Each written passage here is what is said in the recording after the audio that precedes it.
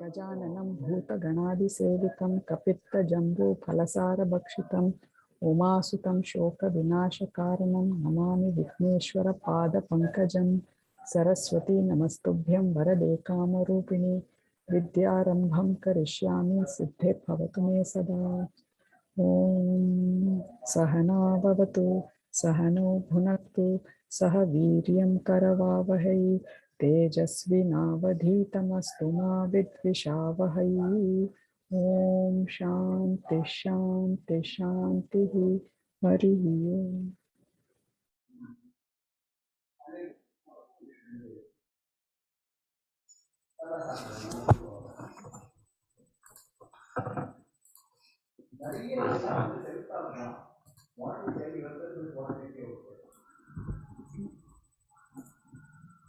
So today we'll go for Tavyat and Aniyar. There are two books available for this. One is Bhasha Pravesha Part 2 and the other one is Prayoga Vistaraha. So can we go for Prayoga Vistaraha? The one in Bhasha Pravesha is a bit comfortable only. If you can go to Prayoga Vistaraha, then before that we'll have a look into this.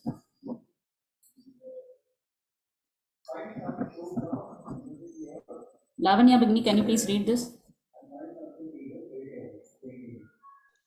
Tavyat Aniyar Pratyayau Chatrena Pataha Pataniyaha Patitavyah Lingam Chatrena Patrika Pataniya Patitavya Strilingam Chatrena Pustakam Pataniyam Patitavyam Napumsakalingam Vachanam Yatha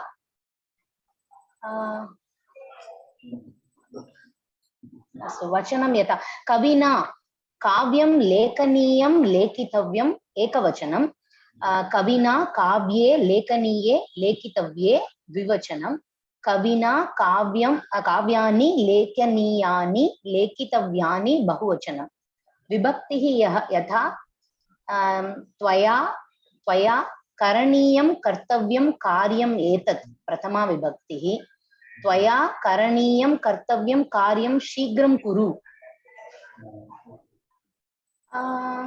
इत्युक्ते किम् अहं न त्वया कार्यं शीघ्रं कर्तव्यम् इति अत्र कार्यं कर्मपदम् अस्ति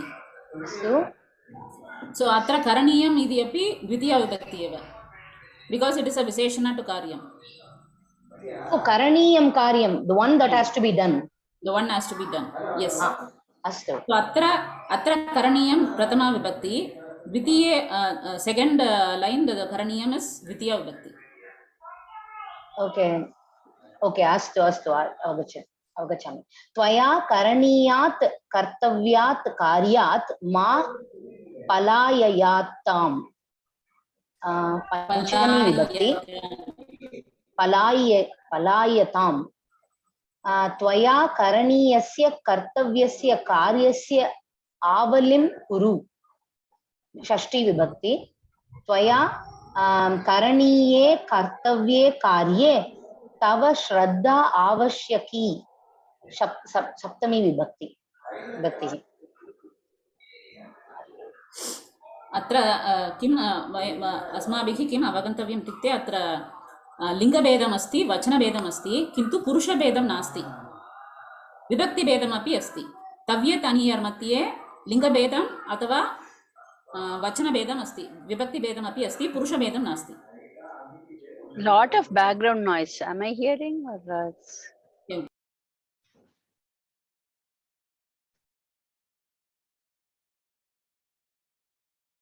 Saraswati ji, you can read that.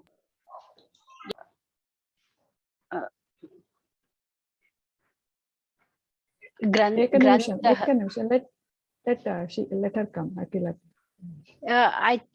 So what we are saying is, Akila ji, please repeat what you said. One before I said, yeah. We have in Tavyat Aniyar, we have Linga Bedam, Vachana Bedam and Vibhakti Bedam. But we don't have the Purusha Bedam. Purusha Bedam is not there. Madhyama Purushe, Uttama Purushe, or प्रथमपुरुषे same समानमेव. अस्ति पत्रिका पठनीया पुरुषभेदम् अस्ति खलु? त्वयापि अस्ति किल, त्वया करणीयं, त्वया कार्यं करणीयं, त्वया गीता पठितव्या. मया करणीयं त्वया करणीयं सर्वदा करणीयमेव खलु भगिनी. It's not Uttama Purusha. Yeah, there's no difference between Uttama Purusha, Madhyama Purusha, Prathama. Okay. Yes. Okay. What I may say is in the karma padam, if a karma padam changes, then it changes, right? Yeah, vachana bedam asti, but not purusha bedam asti. एकवचने द्विवचने बहुवचने भेदम् अस्ति. तादृशं पुल्लिङ्गे स्त्रीलिङ्गे नपुंसकलिङ्गे भेदम् अस्ति, किन्तु पुरुषभेदं नास्ति. No, I'm saying, so for example, छात्रेण पाठः पठनीयः, छात्रेण पत्रिका पठनीया. So is this based on the lingam? पाठः इत्यपि प्रथमा विभक्ति एव. छात्रेण त्वं. No, pustakam is napumsakalingam. Paataha is pullinga shabdam, so pataniyah the visarga is coming. See, you are saying linga bedam bagini. In purusha bedam. Oh, purusha bedam. Okay. No purusha bedam. Yeah. पुरुषभेदम् एव नास्ति. प्रथम पुरुषे वा मध्यम पुरुषे वा उत्तम पुरुषे वा समानमेव भवति. एतादृशमेव त प्रत्यये अपि. क्षम्यताम्. No. I used to get these doubts. Sometimes we get confused. Yeah. Saraswati ji, can you read this? ग्रन्थः पठितव्यः पठनीयः. तत्र एकवचनं ग्रन्थौ पठितव्यौ पठनीयौ. So द्विवचनं. ग्रन्थाः पठितव्याः पठनीयाः. तत्र पत्रिका स्त्रीलिङ्गं. So पठितव्या पठनीया, पत्रिके पठितव्ये पठनीये, पत्रिकाः पठितव्याः पठनीयाः, पुस्तकं पठितव्यं पठनीयं, पुस्तके पठितव्ये पठनीये, पुस्तकानि पठितव्यानि पठनीयानि. एतदपि कर्मणि प्रयोगे एव वयम् उपयोगं कुर्मः. तव्यतनीय प्रत्ययो यत्र विधिलिङ् अत्रि यत्र कर्मणि कर्तरि प्रयोगे विधिलिङ् अस्ति चेत् तस्य कर्मणि परिवर्धने तव्यतनीय उपयोक्तुं शक्नुमः. इदानीं we can go for exercises. In prayoga vistarah. I don't have the book. I have sent you the PDF, no? Oh, yes. Sorry. Yes. Page number 42 abagini. 42 मध्ये तव्यतनीय नास्ति. 42. 43. Yeah, 43. 43, 44. 43. So is it कर्मणि प्रयोगे विद्यते चतुर्थ अध्याय? कर्तरि सह पाठं पठेत्. कर्मणि प्रयोगे विद्यते इति अस्ति चतुर्थोऽध्यायः. आम्. Okay. So तेन पाठः पठनीयः, right? तदेव. एक्साम्पल्स् वाक्यानि पठित्वा वयम् अभ्यासं गच्छामः. Okay, so Abhyasa, straight we'll go to Abhyasa? Yeah, we can study the sentences and then we can go. Oh, sorry. Sa kavitam likhet taya kavita lekhaniya. So what is likhet, pathet? Oh, vidiling, right? यत्र कर्तरि मध्ये विधिलिङ् अस्ति चेत् तस्य कर्मणि परिवर्धने वयं तव्यतनीय उपयोगं कुर्मः. बालः समयं पश्येत्, बालेन समयः द्रष्टव्यः. त्वं गीतं शृणुयाः, त्वया गीतं श्रोतव्यम्. Want me to read that? Not necessary, right? Not necessary, we can go. Okay. Okay. So ज्ञातव्यम तिष्ठति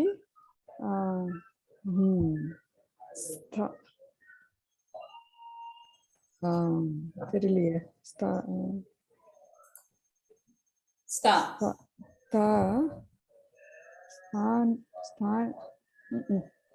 स्थानीयवा नो स्थानीयं मध्ये स्थातव्यं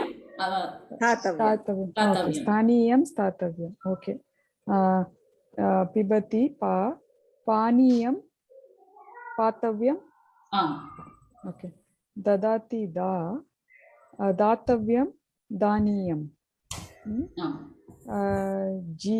जयति जितव्यं जेतव्यं जानीयं नो जानीयं जयनीयम् इति मन्ये जेतव्यं जयनीयं नयति नीतव्यं तदपि स्पेशल फॉर्म इव नेतव्यं and नयनीयं नेतव्यं नयनीयं ओके so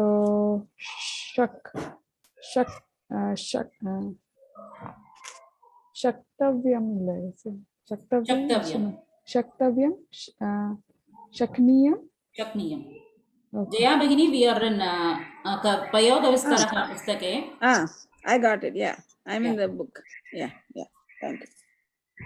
रमते रमणीयं रमितव्यं रन्तव्यं पृच्छति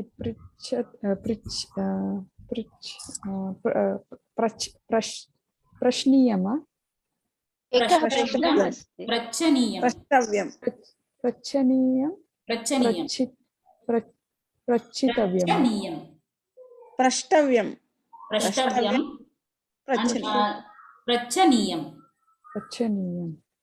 That ramate. For reference, in Bhasha Pravesha 2, last page we have Dhatu Rupani. There we can see the Tavyat and Anir. More than some page? 100 to 100 page? Last page. Oh, last page. 195. Okay. Okay.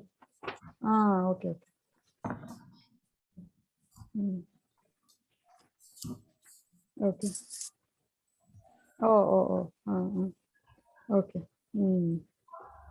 Sorry. Okay. This one, Ramate, 1 second. Ramate, so Rantavyam and Ramaniyam. Na or ni? Ramaniyam or Ramaniyam? Ni iti chintayami.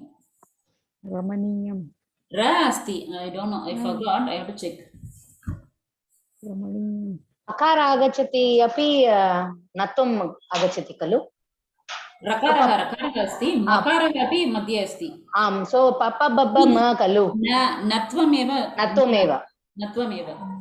रमणीयं न नासिका न right नासिका न रमणीयं right रमणीयं न இல்ல नासिका न this one na okay Lakshmana na yes Lakshmana okay Ramana okay. Because of the ra right rakarah asti okay same way with the pruchaniyam is no pruchaniyam is sadharana na okay it is not pruchaniyam it is prachaniyam okay prachaniyam hanti हन्तव्यं हन्तव्यम् अथवा हननीयं व्यक्तव्यं व्यक्तनीयं वक्तव्यं वचनीयं वक्तव्यं वचनीयम् okay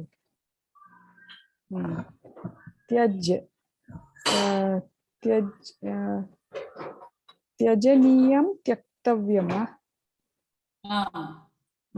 Tektavyam. Chid. Chinnatti. Chidaniyam. Chiditavyam. Chedaniyam, Chetavyam. I don't know what. Chedaniyam. And Chetavyam. Why the difference? I'm not able to figure it out why the difference is there. Some forms are different. Okay. Badhnati, bandha. Bandh, okay. Bandhaniyam, bandhitavyam. Bandhitavyam. Labhate, labhaniyam, labhitavyam. Labdavyam.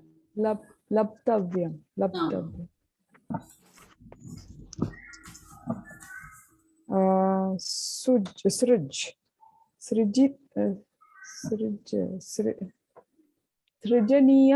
srijitavyam. Sarjaniyam, Srashtavyam. Sarjaniyam, srashtavyam. I am bad at this. No, when doing first time, no one will get it. These are the toughest forms. Dogdhi, duha, Dogdhi. duhani, I don't know. Duhaniyam, duhitavyam, dogdavyam, dohaniyam. Okay.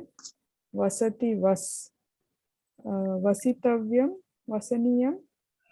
Vastavyam, Vasaniyam. Vastavyam, vasaniyam. Okay. Muchaniyam. Moktavyam, Mochaniyam. Moktavyam, mochaniyam. Dhyayati.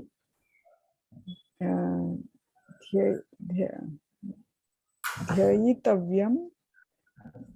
Dhyatavyam, Dhyatavyam. Dhyaniyam. Dhyaniyam. Dhyatavyam, dhyaniyam.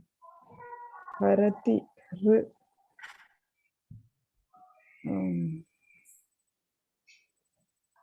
Haraniyam. Hartavyam.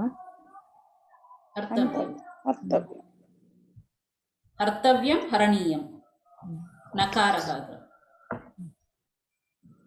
Next exercise are comparatively simple. Saraswati ji. Along and then the PDF, the answers also I have attached. You can check for that later. Okay. So we are doing second, right? Next one. Yes. Patati, patitavyam, dayate, dayitavyam. भगिनी अनियर अपि वदतु भगिनी. Okay. Patitavyam, pataniyam. Dayate is dayitavyam, dayaniyam. Okay, dayaniyam. Ihate,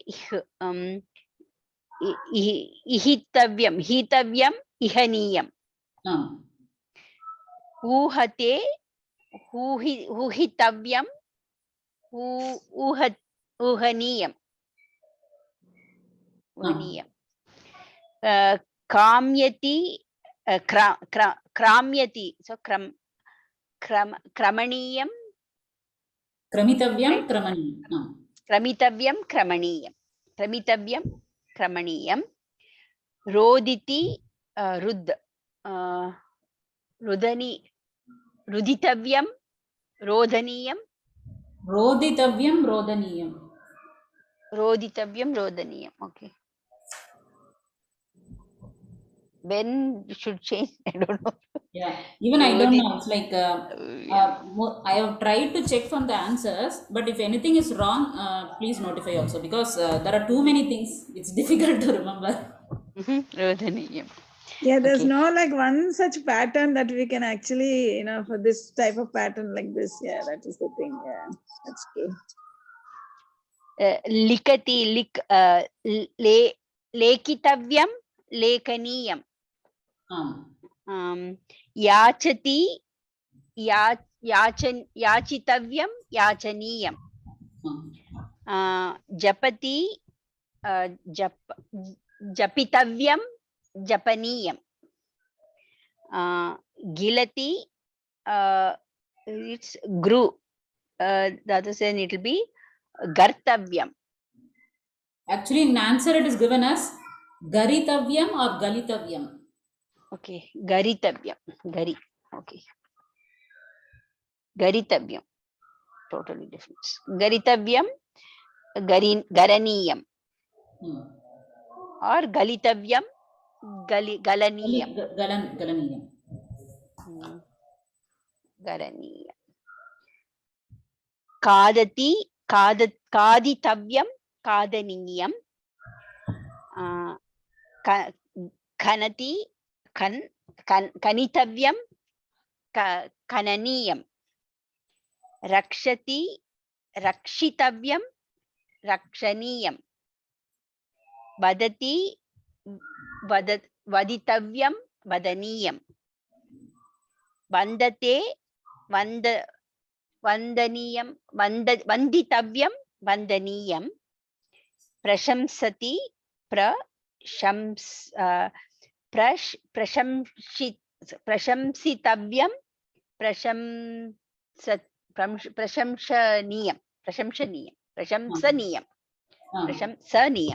Not sure. Prashamsaniyam. The next one is niche forms like tadayati, chorayati. So in niche forms there is chorayitavyam. In tavyat it becomes like itavyam. You are adding itavyam. Like patati is paditavyam, whereas patayati is patayitavyam. So this we have to remember, because this is the place where we frequently make mistakes. In the tavyat form especially. In the aniyar form there is no that e. They have given in the next page avadeyam iti. Kim karanena atra aniyar vishaye difference asti iti. But that is not, I am not able to fully understand that, but we can remember that is when the niche comes, we have to be careful with tavyat. So can we go for the exercise now? The next three exercises will be like comparatively simple. The first two are, the first one is tough, the second one is comparatively simple. So if it is chorayati, it has to be chorayitavyam, but choraniyam. Yakarah na agachati, kalu? Bhakshayati is bhakshayitavyam, bhakshaniyam. Next, Lavanya ji, Abhyasa 55. 55 va? Astu, Abhyasa 55. Okay, astu. Adho nirdishtanam vakyanam karmani vidyarte rupam likata tavyadanta rupam upayujya prayoga parivartanam kuruta. Udaharanah saha jalam pibet tena jalam patavyam. Nartaki nartanam kuryat nartakya nartanam eva kalu. Nartanam kartavyam karaniyam. Balaha durabhyasam tyajet. Balena durabhyasaha tyaktavyam tyajaniyam. Durabhyasaha. Oh, sorry. Okay, I thought it was durabhyasaha tyaktavyaha tyajaniyaha. Chatraha palam khadet. Chatrena palam kadaniyam kaditavyam.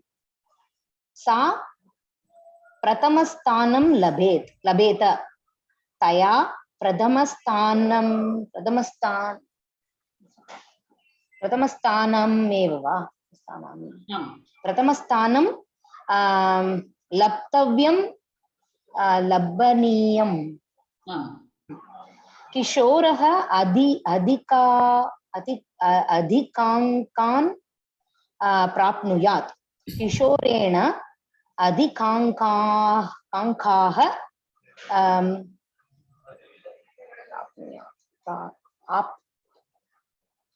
aptavyam apaniyam. Prapitavyam prapaniyam va? Adhikangaha. Sorry, adhikankaha praptavyaha prapaniyaha. Arakshakaha choram na munchet. Arakshakena choraha na munchet. I think it's moktavyam, isn't it? Okay. This was one of the few that Swapna Bhagini read, kalu. Moktavyam mochaniyam va? चोरः चोरः Oh, sorry, choraha. Moktavyah mochaniyah va? आम् Astu mochaniyah. Shall I continue? yes you can do Yeah, that Okay, astu. Kaha runam dadyat? Kena runaha dadyat? ऋणम् is नपुंसकलिङ्गम् अस्तु ऋणं दातव्यं दानीयं कर्मकरः वृक्षं रक्षेत् कर्मकरेण वृक्षः रक्षणीयः रक्षितव्यः त्वं विद्यालयं गच्छेः त्वया विद्यालयः गन्तव्यः गमनीयः भवान् देवं वन्देत भवता देवः वन्दनीयः वन्दितव्यः जया भगिनी Okay. सर्वे नियमान् पालयेयुः सर्वे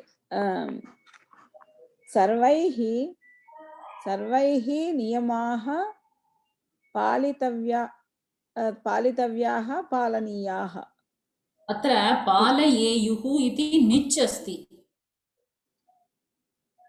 that is where the difficult I think if we try to say the kartari prathama vibhakti palayati yakara agachati chet then you have to use tavyam tavyat there is also there may be some verbs with yakara also so we have to really check it out whether it is niche or yakara itself and then we have to go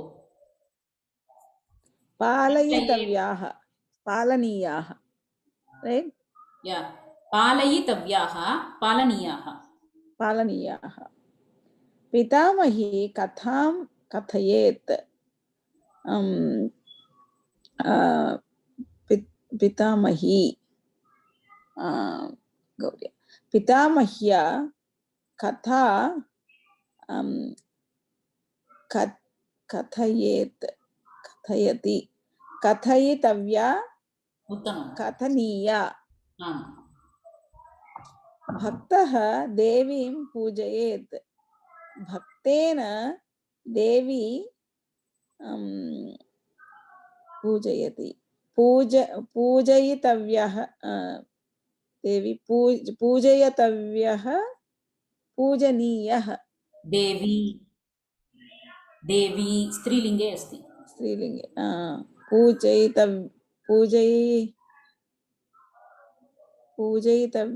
पूजयितव्ये देवी एकवचने अस्ति एकवचनं right पूजयितव्यः पूजनीयः तव्या स्त्रीलिङ्गे right पूजयितव्या पूजनीया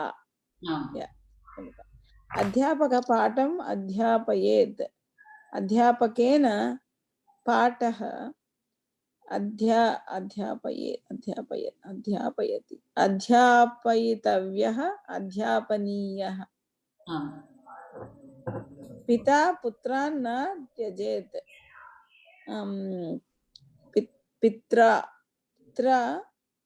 पुत्राः न त्यक्तव्याः तर्ज अत्र त्यजति नास्ति तर्जयते तर्जयेत् तर्जयति right तर्जयति तर्जयतव्यः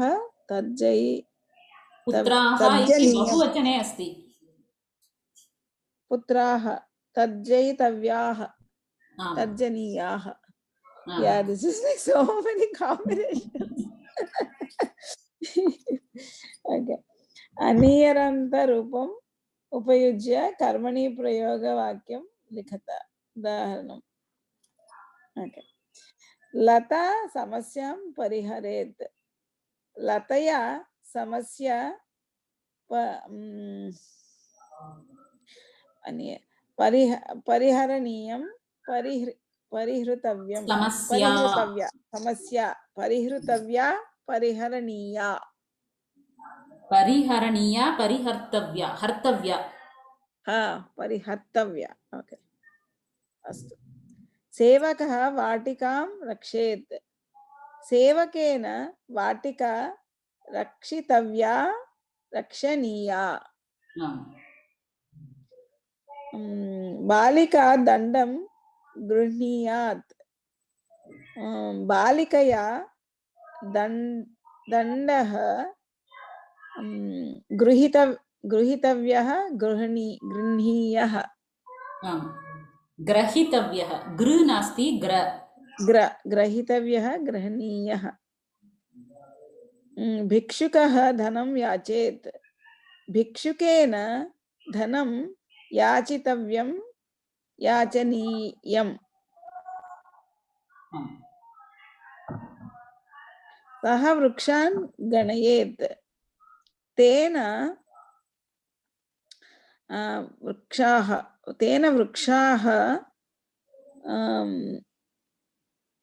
गणनीयं वृक्षाः गणितव्याः गणनीयाः गणयितव्याः गणयेत् इति गणयेत् right yeah गणयितव्याः गणनीयाः. So even for the yache gruhniyat also it should be like that, is it? No, that is not niche, right? Grhniyat is niche. I don't know. No, grhniyat is not niche. So the form will be grhniyat, grahaniyah or grahitavyah. Whereas in yache, yachet iti asti. Yachati iti verb. Yachayati is niche. So yachet, yachayet. So there is subtle difference. So ganati ganayati ganati or ganayati. So it will be ganet or ganayet. Okay. So I finished 10, I think, right? Yeah, I'll do it. I think, yeah, okay. कृषिकः वृषभान् पालयेत् कृषिकेन वृषभाः पालनीयाः पालयितव्याः भक्ताः मन्त्रान् जपेयुः भक्तैः मन्त्राः जपनीयाः जपितव्याः गृहिणी आभरणानि धरेत् गृहिण्या आभरणानि धरणीयानि धर्तव्यानि धीरः अपायान् ऊहेत धीरेण अपायाः ऊहनीयाः ऊहितव्याः त्वम् अतिथीन् नमेहे त्वया अतिथयः नन्तव्यः नमनीयः अतिथयः नन्तव्याः नमनीयाः. How is it atitayah? अतिथीन् इति अस्ति खलु. आम् परन्तु रामः रामौ रामाः रामं रामौ रामान् ईकारान्त पुल्लिङ्गः वा? No, hari, right? Hari shabdam, right? हरिः हरि हरयः हरिं हरि हरयः हरि शब्दः. हरयः. अतिथयः बहुवचने अस्ति. सो नन्तव्याः नमनीयाः. So the next two exercise will also be like this. We can go for the 58. भवद्भिः शब्दाः लेखनीयाः.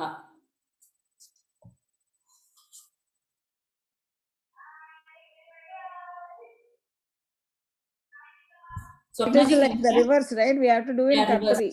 Yeah, we have to tell the Kartari form in Vidhi. Kartari form for Karmani. Karmani to Kartari. Yeah. For Karmani, we have to convert it to Kartari. That's right.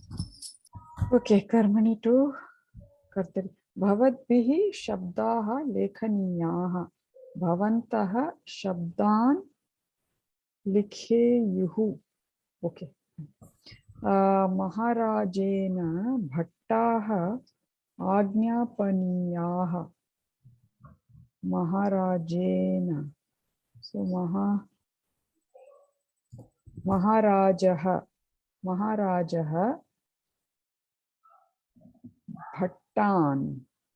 भट्टान्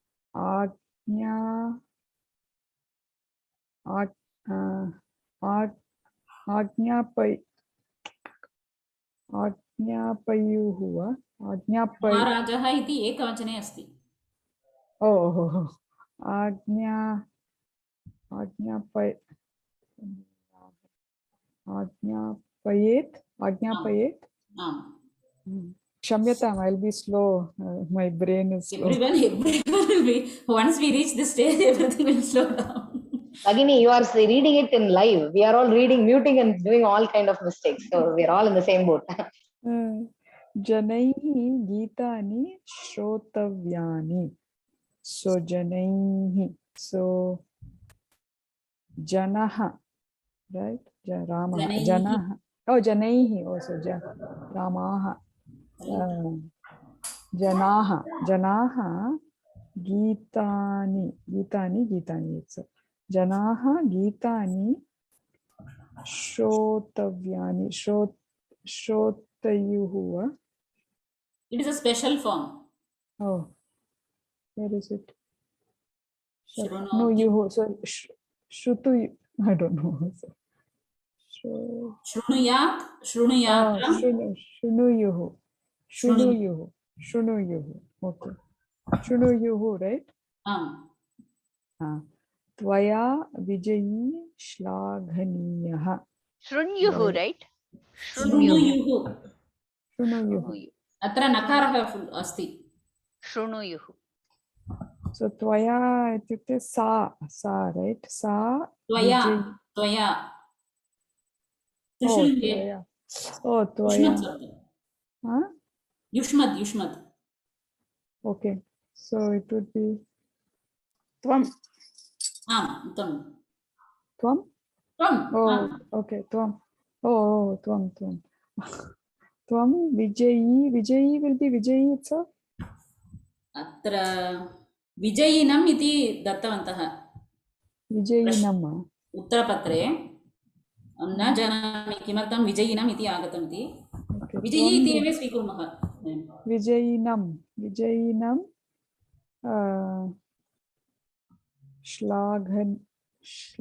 श्लाघेः, right? श्लाघेः. श्लाघेः. Okay. चालकेन नियमाः ज्ञातव्याः.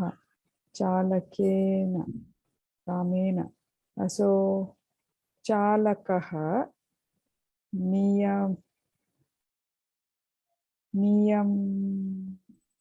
नियमाः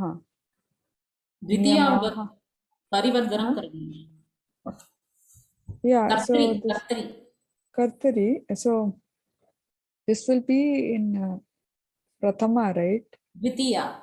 Oh, Dvitiya. Niyaman.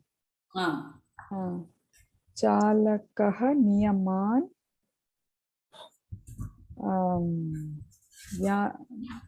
ज्ञायेत्. Janati, that is a special form. Oh, okay. So what will that be? Oh, Janati, also green. So it will be Jnayat. No, Jnayat. Jnaniyat.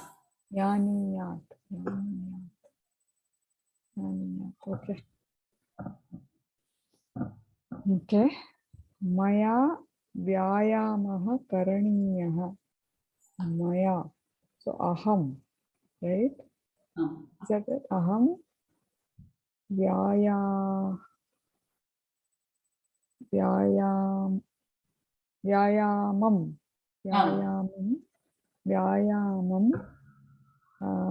kuryam.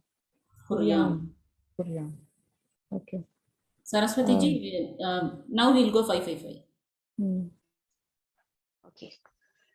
Balena syutah grahitavyah. Balah syutam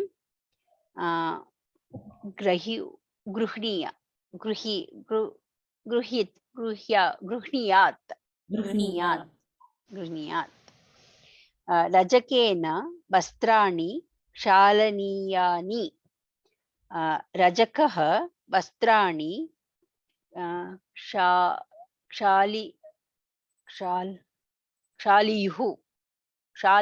क्षालयेयुः. रजकः इति प्रथमपुरुषे अस्ति. रजकः प्रथमपुरुषे. क्षालेत्. Bhagini, विधिलिङ्गः चालयति। कर्तरिप्रयोगे Yes, so Rajakah, right? Rajakah vastrani, like patet it should come. Shalet. चालयेत् Shalayet, okay. चालयति निच् Yeah, shalet. पुनः कर्तरि मध्ये प्रथमविभक्ति लट्लकारे वदतु इत्युक्ते क्षालयति इति यकारः आगच्छति चेत् क्षालयेत् Shalayati. क्षालयेत् Shalayet. विधिलिङ्गे Okay.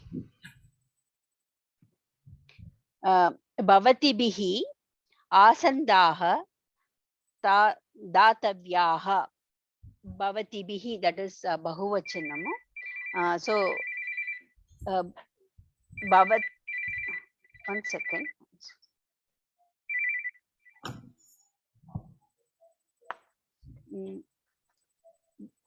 Bhavatibihi is bhavatyah,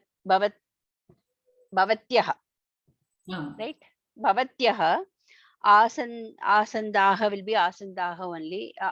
No, that is that's asandan. Asandan. Dadati. This will be because it is bahuvachanam. It should be dadyuhu. Dadyuhu.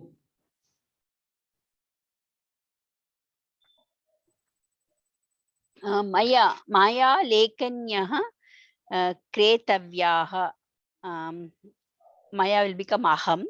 Aham lekanyah only. Nasti. No. Lekanihi. Because Ditya Vibhakti. Lekanihi kretavya. Okay. Aham iti asti. Krinati. So aham. So krinitam. Aham. Aham. Kriniyam. Sorry. Kriniyam. Kapina. Shakah. Kapina shakah kampaniyah. So kapinaha. Kapi. Ikara pullinga. Yo, kapina is this kapihi. Kapihi shakah. Shaka will be shakah only because it's Strilingam. Shakah kampati, right? Kampayati. So it will become kampayet. Oh my God. Now I know where I am. No, first time everyone will be like this only. Don't worry, everybody on the same boat. If you do the second time or third time, then we can expect little clarity. The next exercise will be wonderful. Lavanya ji, can you start?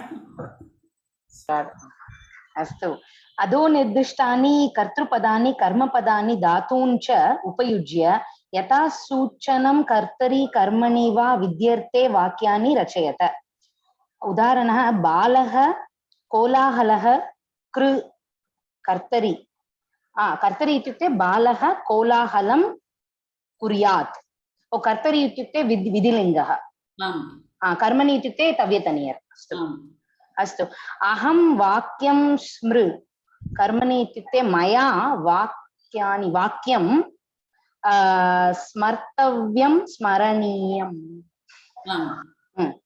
सर्वे पत्रिकाः पठ कर्मणि सर्वैः पत्रिकाः पठितव्याः पठनीयाः पत्रिकाः वार्ताः प्रकाश कर्तरि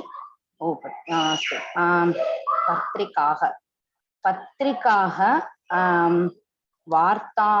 वार्ताः एव वार्ताः प्रकाशयेयुः वा प्रकाशयेयुः कुम्भकारः घटाः निर्मा कर्मणि कुम्भकरेण कुम्भकारेण कुम्भकारेण कुम्भकारेण घटाः निर्माति निर्मातव्यं निर्माणीयं वा निर्मीतव्यं वा घटाः घटाः इति पुल्लिङ्गे अस्ति निर्मातव्याः बहुवचनं। निर्मातव्याः निर्माणीयाः आम् अस्तु वा निर्मास्मा ओके अस्तु विक्रेता विक्रेता शाकाः विक्री कर्मणि विक्रेता क्रेता क्रेतारः विक्रेता ऋकारान्त पुल्लिङ्गम् अस्तु विक्रेत्रा शाकान् शाकाः शाका इज पुल्लिंग शाकान् विक्रीतव्यं शाकाः शाकान् what am I doing here कर्मणि अस्तु शाकाः विक्रेतव्याः विक्रयणीयाः I don't know what to say विक्रेतव्याः विक्रयणीयाः अस्तु shall I continue जया भगिनी someone else वादी विषयाः प्रतिपस्पाद् वादी कर्तरि okay वादी is it like वादः वादी एव वादी कर्तरि तादृशमेव उपयोगं कर्तुं शक्नुमः वादी विषयाः एव इति कर्तरि विषयान् वादी विषयान् प्रतिपादये विषयान् प्रतिपादयेयुः वादी इति एकवचने अस्ति प्रतिपादयेत् वादी इत्युक्ते पुल्लिङ्गं वा आम् इति मन्ये ईकारान्त स्त्रीलिङ्गं right क्षम्यताम् ईकारान्त पुल्लिङ्गं हरि ईकारान्त अस्ति न जानामि ईकारान्त right it's स्त्रीलिङ्ग I think even I'm not sure what it is न जानामि वादी पुल्लिङ्गं वा स्त्रीलिङ्गं वा like gunin I'll check is it gunin vadin is it like vadin vidyarthi like that vadin oh vidyardhin shabdam something like that yeah vadin maybe so it will be I think so yeah. vadin तादृशमेव गुणिन् गुणिन् शब्दं yeah okay. So how will be in karmani prayoga same thing vadina gunina in karmani iti vadina gunina okay vishaya aham vadina okay aham safalata prap कर्तरि अहं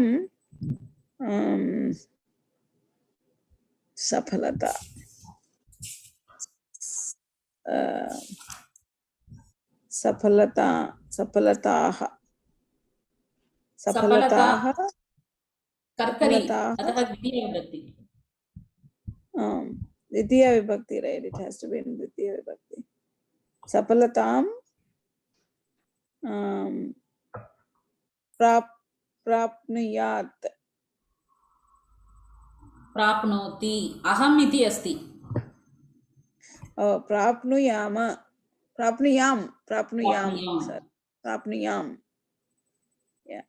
भवन्तः हाराः कर्तरि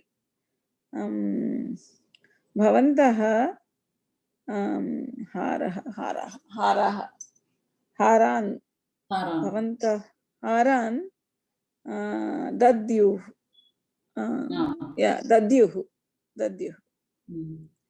व्याघ्रः हरिण्यः न धातु okay कर्तरि व्याघ्रः हरिणीः व्याघ्रः हरिणीः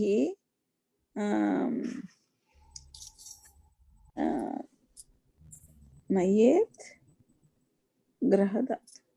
गृह्णीयात् गृह्णीयात्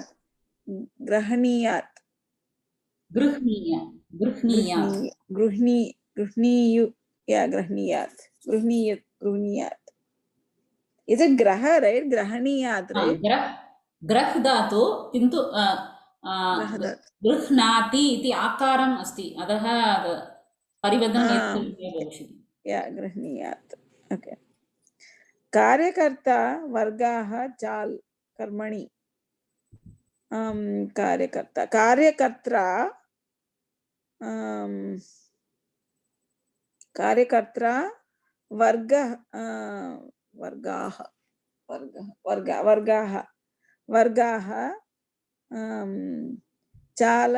चालयेयुः no this is with karmani right sorry चालनीयाः चालितव्याः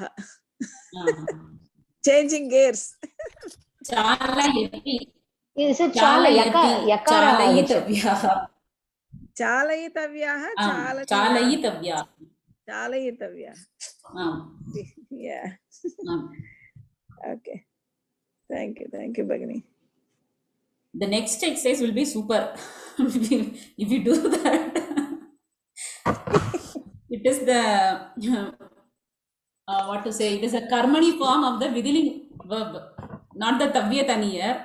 Do we have this in syllabus? I don't know. Like we have the lang kartari lang karmani and kartari form. We have like this vidhiling. For vidhiling also they have the kartari and karmani form. I think Sandeep ji taught this. That is the pateran agachati kalu. That form. This one. Patet, patetam, pateyuhu, patyeta, patyeyatam, patyeran. The form will be like Atmanepati form only. This vidhiling form for Parasmaipati is patet, patetam, pateyuhu, patehe, patetam, pateta, pateyam, pateva, patema. So we can either go for tavya, taniyar and karmani, or we can go for this patyeta, patyeyatam, patyeran. Patyethaha, patyeyatham, patyedhvam, patyeya, patyevahi, patyemahi. It's similar to the Atmanepadi form. Vandeta, vandeyatam, vanderan. Vandethaha, vandeyatham, vandedhvam, vandeya, vandevahi, vandemahi.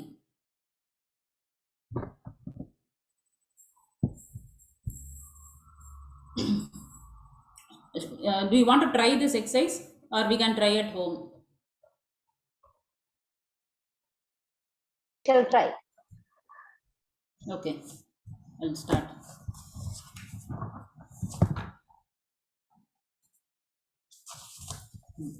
Only thing is it is having that yeta, vandyeta. Patyeta. Janaha satyam vadeyuhu. So before doing that, I got this by analyzing from the answers. Like vadeyuhu iti asti. That is the bahuvachana form of vidhiling.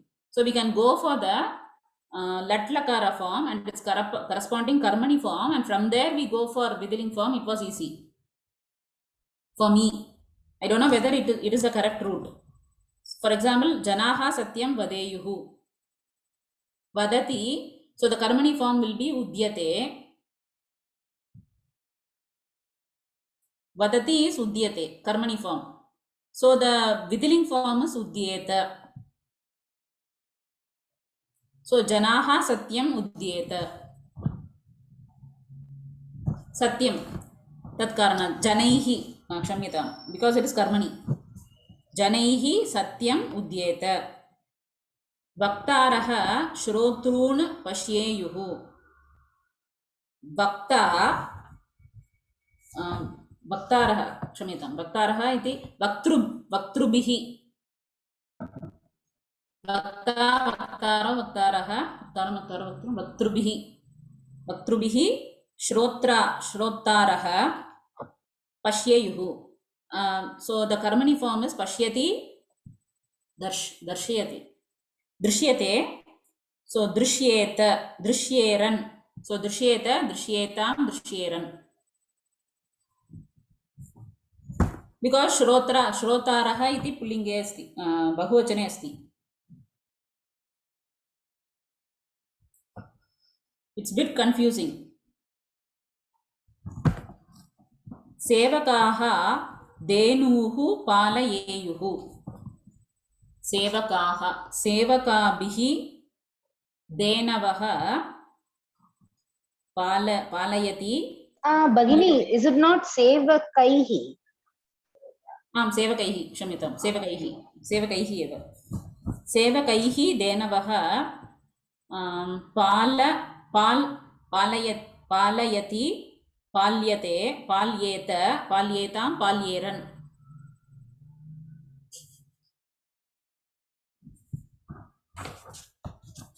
Why is it Denavaha? Why is it Denavaha? In karmani it has go to first prathama vibhakti, no? Oh yeah. First Prathama Vibhakti Bahuvachanam. Yeah, that's true. Sorry. The easier form is tavyata naniyar. If you go for the tavyata naniyar, it will be easy. But if you go for the vidhiling karmani, then it is lit tough only. What uttaram kaha Bhagini? Uttaram kim? Palyeran. Palayeyuhu, palayati. The karmani form is palyate. The vidhiling form is palyeta. So palyeta, palyetam, palyeran.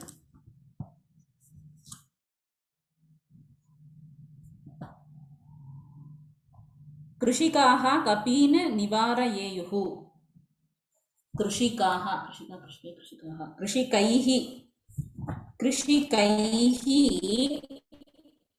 Is it no, this is strilingaha kalu. Krishika ityukte krishikabhihi.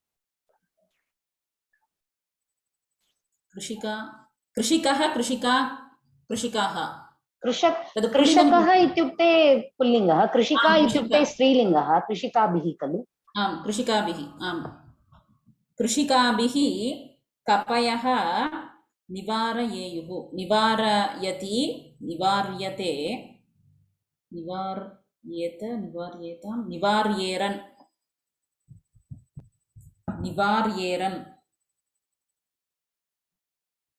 निवार्येरन्.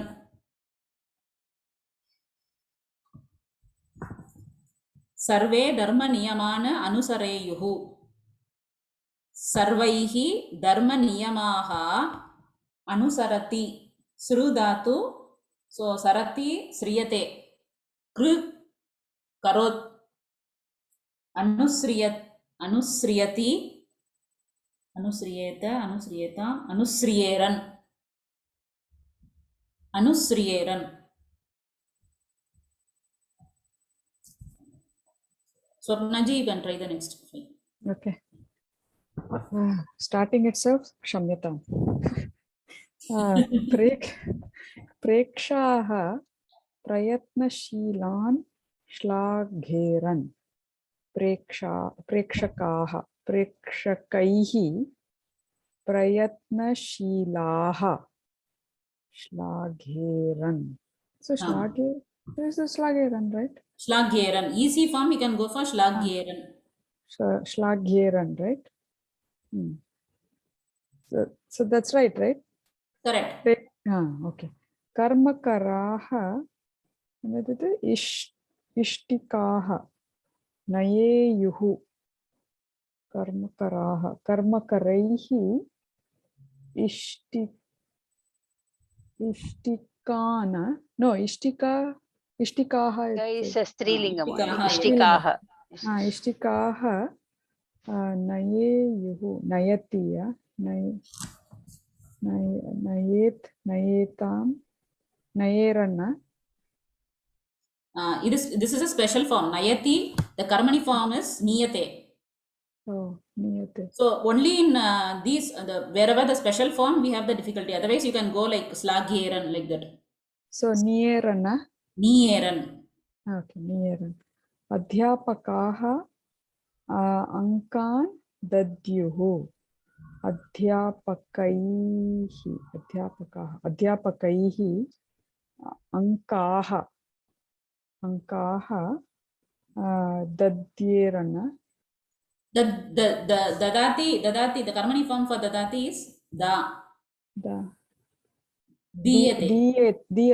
दियेतां दियेरन. Diyeran. Okay. अधिकारी उद्योगिनः आदिशेत्. अधिकारी. So अधिकार्या वा अधिकार्या. Adhikarin. Pratipadikam is adhikarin. So Adhikarina. अधिकारिणा उद्योगिनः. What will उद्योगिनः? How will it? Udyoginaha eva. Udyogi, udyogina, udyoginaha. उद्योगिनः. अधिकारिणा उद्योगिनः आदिशेत्. आदिशेत् आदेरन. No, आदिशेत्. Adishati. तस्य कर्मणि form किम् इति? आदिशेत् आदिशेयाताम् आदिशेरन्. आदिशेरन्. Okay. छात्रः सूत्रार्थान् जानीयात्. छात्रेण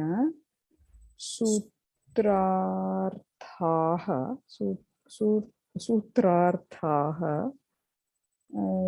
जानीयात्. Janiyat is nyadatu, right? Nyayate, nyayetam, nyayeran. Okay. My turn is over. You did it very well, actually. Bagini, you did very well. Really, yeah, Okay. that's true. Okay. I would be Swapna stressed out. Mahodaya, I'm following your tradition. I'm extremely sorry.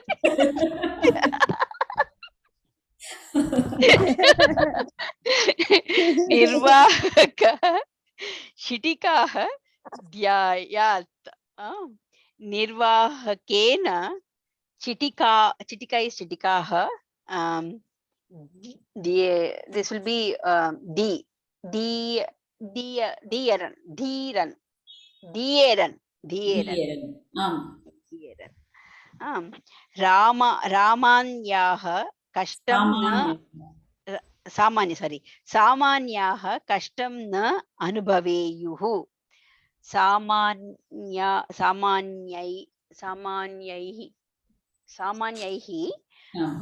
Kashtam will be Kashtam only, right? Kashtam na Anu is the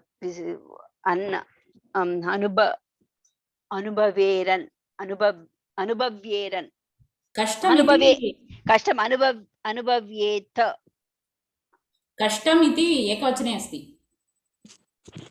So Bhavati tasya karmani form kim iti chintayatu. Bhavati is bhaveyuhu. Bhavati. Bhavet is Vidhilinga form. Bhavati bhuyate. Okay. Bhuyate. So the Vidhiling form will be bhuyeta. Yeah. Bhuyeta. Anubhuyeta. So that will be Samanyaihi Kashtam na Anubhuyate. Anubhuyeta.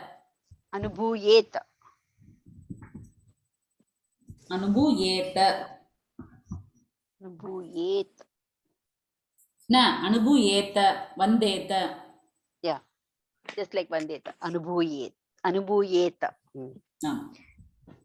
Sevakaha Dhanyani Swachi Kuryuhu.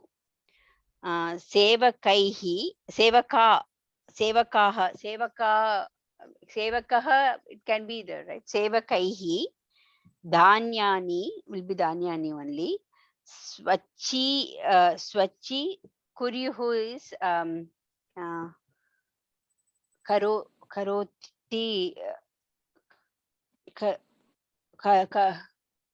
Vachi kuryat. Kuryat. No, it will be Kuryeran. It will be Bahuvachanam because of Dhanyani. Not Kuryeran. The Karmani form is different. What is the Karmani form for Karoti? Kuryet, kuryeta, kuryu.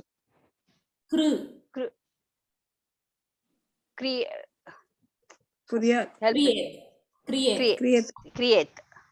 Create. Kriyate is the Karmani form. Yeah. So the Vidiling form is Kriyeta. Yeah, Kriyeta.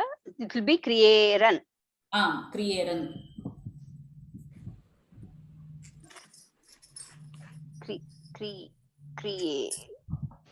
If it is Dirgham, then it becomes by Kriyeran. Kriyeran. Okay. Kritikaraha. What does it mean? Kritikaraha. Kriti Rachanam Karoti Kila Te iti manye.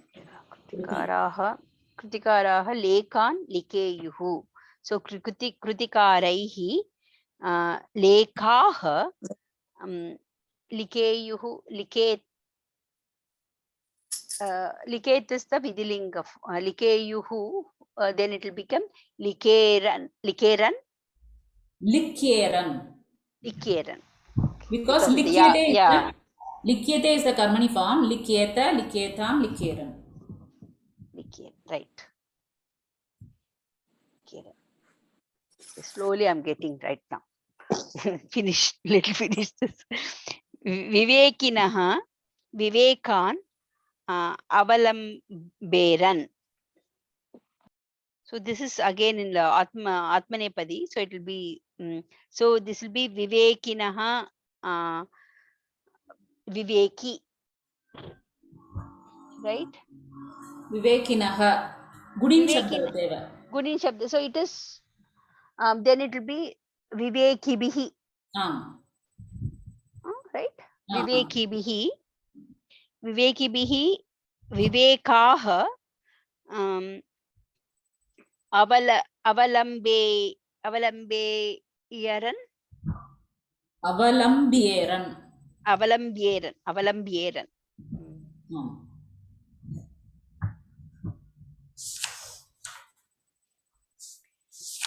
Definitely I won't get any drishti. But it won't be that much tough, I think, because in Bhasha Pravesha it is simple. When we do this and we go to Bhasha Pravesha, it will be very simple. Yeah, need little more practice. Yeah, if we do the difficult one, then it will be easy for us to do the easy one. Yeah. For the rest three, there are more exercises also. We can try, and if you have any doubts, we can ask Sandeep ji or Sukanya. Yeah, it's already 11. Time. I have to. Yeah. We can do at home, and Okay. we can. And next week we can have lung. Okay, lung karmani. Can someone volunteer to do the update the pages? Okay, Lavanya ji. Okay. Okay, we'll finish it. Saraswati ji, can you please finish it with the prayer? Sarve bhavantu sukhinah, Sarve santu niramayah, sarve bhadrani pashyantu, ma kaschid dukkha bhag bhavet. Om Shanti Shanti Shanti. Shri Gurubhyo Namaha. Harihi Om. Dhanyawadaha. Dhanyawadaha. Dhanyawadaha, Bhagini. Dhanyawadaha.